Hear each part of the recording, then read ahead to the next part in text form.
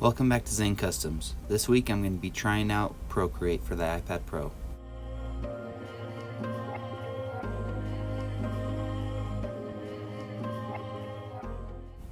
So any video that you've ever seen me do on here, as far as 2D drawing, has been done on an app called Sketchbook that's you can get on the iPad or on your PC or anything like that. And I've been using that program for years and years, but they don't really support it anymore, and it's not as powerful as a lot of other programs out there, like Photoshop, for example. And the reason I never got into Photoshop or any of those programs was the money aspect is just it's too expensive. Sketchbook is free. A couple years ago, or a while ago, someone told me to get into Procreate, so I downloaded it. It's only like $10, so it's a lot cheaper than Photoshop. And my problem with Procreate was the learning curve. It wasn't as simple and intuitive as Sketchbook was, so I never really got into it again. But recently I got a printer, and it's not like a way high quality printer or anything, but I started printing out some of my drawings just to see what it would look like. And I noticed some of them were kind of pixelated when they didn't look like they were in the computer or on my iPad. Then when I print them, they'd come out pixelated. So I started looking into it and how to get better prints and all these things, and there was a lot of settings I needed to change for my digital drawings that I couldn't really affect in Sketchbook. And when I started looking into it, Procreate could. It has a lot more flexibility as far as that type of stuff goes. So I decided it was time to try Procreate again. And again, I haven't used Procreate a lot. This is one of my first drawings I ever fully did on here, so unfortunately this video quality is pretty low. It wasn't until after I finished this video and watched it that I realized that I hadn't set it properly to export in 4K and things like that. So unfortunately it's a little pixelated looking, but hopefully any future videos that I use Procreate for will come out better. So to talk about the drawing, like I mentioned, I've been getting into printing my art, and I just have a cheap run-of-the-mill printer, and I've been printing out some of my art, and I really liked it. And I was thinking about what I would need to do if I ever got into like doing actual art prints and selling them on Etsy or anything like that. And there's a lot of settings that you can affect in Procreate, like the DPI and things like that can make your prints come out a lot better. So when I went into this drawing, I just I did all that, so if I printed this, it would come out a lot clearer than anything that I'd done in Sketchbook. But the idea behind this was just a cool art print, and I just started drawing. Like I've said with a lot of my sculpting videos, this was kind of just just sketches, just sketching around. I didn't have really a plan at all. I just started sketching stuff out. I usually start with the head, sketch stuff out, and just kind of see where it goes. And with this guy, I started drawing and adding in the color, and with the basic shape of originally I was thinking helmet, and then once I added in the eye, I was like, maybe this is just, part of his body. I don't really know.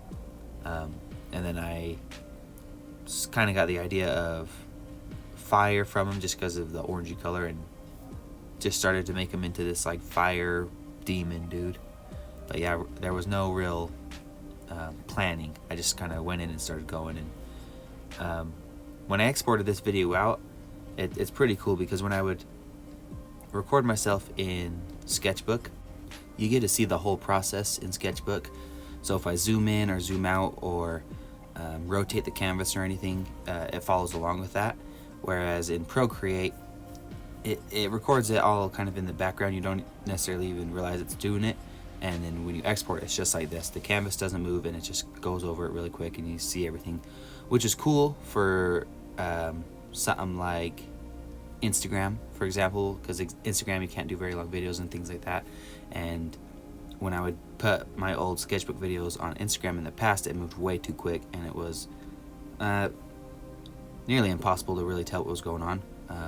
So it would be a lot better for Instagram doing this, but I kind of prefer the Sketchbook way, because like here you can see what I'm doing, but I like being able to zoom in on the details and stuff, And I've seen some people's Procreate videos where they do things like that, and I don't know if that's just because they screen record their whole iPad, or if they have some sort of post-processing editing where they can zoom in and zoom out. I don't know, I have to look into that. But like I said, hopefully in the future all my Procreate videos will be better than this one, because again, this one was super blurry, pixelated, wasn't a very high quality. But going forward, I will probably be using Procreate for the future instead of Sketchbook. Nothing against Sketchbook. Like I said, I loved Sketchbook, used it for years. It was my primary thing forever, and I was really reluctant to go to Procreate. But they don't really update Sketchbook anymore. They don't add in all the options you have with Procreate. You can do so much more with it, and even though it's a lot harder to learn, once you do learn it, it's not that hard. You know, it was daunting to me to go into it, just because I thought it was going to take me forever to learn everything, but it wasn't as hard as I thought. And yeah, like I said, there's just so much more possibilities with Procreate. And another thing I wanted to mention, like I said earlier in the video, I didn't really have a plan going in. I just started drawing, and things kind of take shape as they go. One thing I do want to mention is partway through I realized kind of what I'm doing. You know, but before I even start coloring, I realized that I wanted to do some sort of fire, elemental, fire demon, something with this dude. You know, he has a lot of fire going on. So having a lot of these glow effects with like the eye and the veins going around the eyes, and then the slight red haze at the bottom of his spikes off his head and things like that. I realized that early on. So it's not like the whole video or the whole process of doing this, I'm just winging it. Once I get the basic idea, it is good to look to the future for things like that. But for as far as like the design sense and like the sketching out process, all of that is just kind of off the top of my head. I'm just drawing things, adding in random shapes. If I don't like it, I'll change it, and going back and forth. And even at this point in the process, there's still things I'll change. Like you'll see his right arm is kind of extended forward. Later on in the video, I end up changing that. I just get rid of it.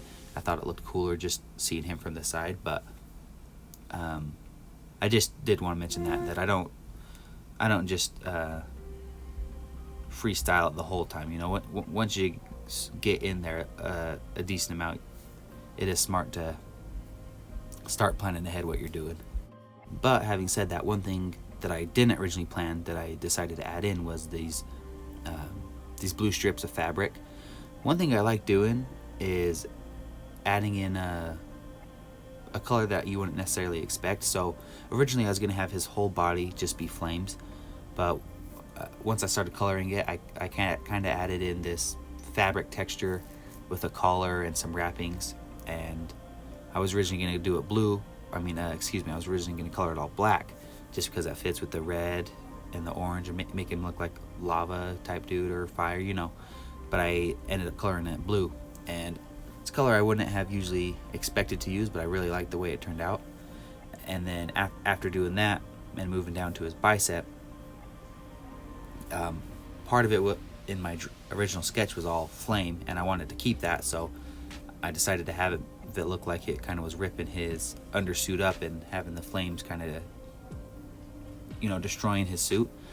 And so I added in this little torn piece of cloth that was being pulled in the same direction as the flames, and I really liked the way that turned out, so I decided to add in a bunch of them, make him look really tattered, and doing little details like that.